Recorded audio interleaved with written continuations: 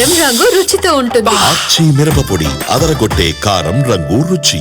హైదరాబాద్ లో జరుగుతున్న బీసీ దీక్షలో కవిత మాట్లాడుతున్నారు. లైవ్ లో చూద్దాం. ఉమ్మడి ఆంధ్రప్రదేశ్ లో సమైక్యాంధ్ర పాలకులు కూడా పర్మిషన్ ఇచ్చిండ్రు. ధర్నా చౌక్ ఓపెన్ చేసిన అని చెప్పి ఢిల్లీలో గప్పాలు కొడతారు మన ముఖ్యమంత్రి గారు. కానీ మాకు పర్మిషన్ ఇవ్వడానికి ఎందుకు భయపడతా ఉన్నారు? మేము ఇప్పుడు మళ్ళీ డిమాండ్ చేస్తున్నాం ప్రభుత్వాన్ని, మాకు 72 గంటల నిరంతర నిరాహార దీక్ష కోసం పర్మిషన్ ఇవ్వాలి. हम दिन में भी यहीं पे बैठेंगे, रात में भी यहीं पे बैठेंगे, लेकिन जिद नहीं छोड़ेंगे, पानी नहीं पिएंगे, खाना नहीं खाएंगे जब तक बीसी का बिल नहीं लाएंगे. మరి అందుకోసమే ప్రభుత్వాన్ని అడుగుతా ఉన్నాం, మీరు మంచి మాట కమాన ఇవ్వండి, లేకపోతే ఆల్టర్నేట్గా ఇలా 12కి మేము కోర్టుకు కూడా పోతున్నాం.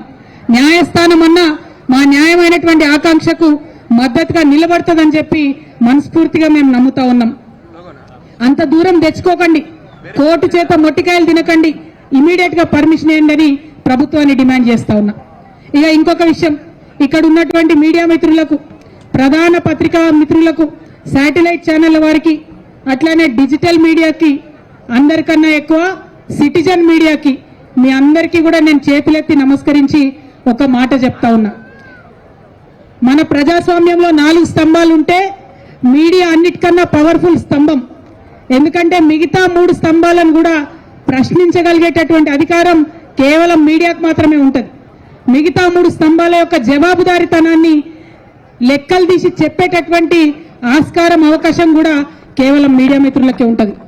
మీరేదో జాగృతోళ్ళు ధర్నా పెట్టిండ్రు, యూపీఎఫ్ఓలు ధర్నా పెట్టిండ్రు, మేము లైవ్ ఇచ్చినాం, ఒక 2 హెడ్లైన్స్ కొట్టినాం, అయిపోయింది అని అనుకోకండి దయచేసి. మీది చాలా పెద్ద బాధ్యత. మీరు చరిత్రను రికార్డ్ చేస్తున్నారు, చరిత్రను మీరు రికార్డ్ చేస్తున్నారు. ఈ చరిత్రలో తప్పు లేకుండా రికార్డ్ చేయాలి. ఈ చరిత్ర న్యాయం పక్షాన ఉండి మీరు రికార్డ్ చేయాలి.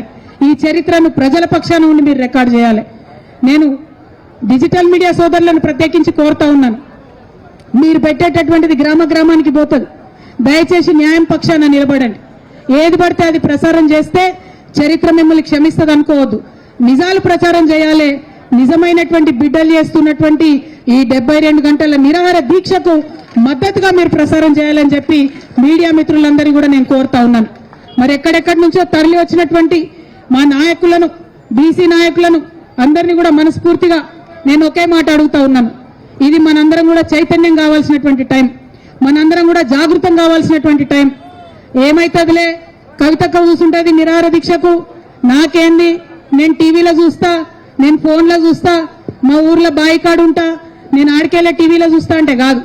ఒకవేళ మీ ఊర్లో బాయికాడ, పొలం కాడ మీకు పని ఉంటే ఆడికెళ్ళే మీరు సోషల్ మీడియాలో ఉద్యమం చేయాలి. ఒకవేళ మీరు ఎక్కడో ఊర్లో వంట చేసుకుంటుంటే ఆడికెళ్ళే మీరు సోషల్ మీడియాలో ఉద్యమాలు చేయాలి. ఎక్కడైనా అవకాశం ఉంటే మీ మండల కేంద్రంలో బీసీ సంఘం నాయకులు, అది ఎవరన్నా కానీ, ఏ పార్టీ అన్నా కానీ, నాయకులు మీటింగ్ పెట్టి బీసీ హక్కుల కోసం మాట్లాడితే ఒక అడుగు ఆడికి పోవాలి, ఒళ్ళు నొప్పించుకోవాలి. జిల్లా కేంద్రంలో ఎవరైనా మీటింగ్ పెడితే ఆడికి రావాలి, మద్దతు ఇవ్వాలి. హైదరాబాద్ నడిగడ్డలో మీటింగ్ పెడితే 1 గంట, 1 రోజు నాది కాదు, నా బీసీ బిడ్డలది అనుకొని ఇక్కడ దాకా రావాలి. ఎవరు కూడా బొట్టు పెట్టి పిలవరు. ఇవి ఉద్యమాలు, ఇవి పోరాటాలు. చేతులెత్తి పిడికిలెత్తి పోరాటం చేస్తేనే హక్కులు వస్తాయి తప్పితే ఉట్టుటిగా రావు. బీసీ ఆడబిడ్డలకు, అన్నదమ్ములకు ఇంకొక విజ్ఞప్తి చేస్తున్నా నేను. మనం ఒకసారి అడుగుతాం, 2 సార్లు అడుగుతాం, ఇడిచిపెడతాం. అట్లా ఇడిచిపెడితే హక్కులు రావు.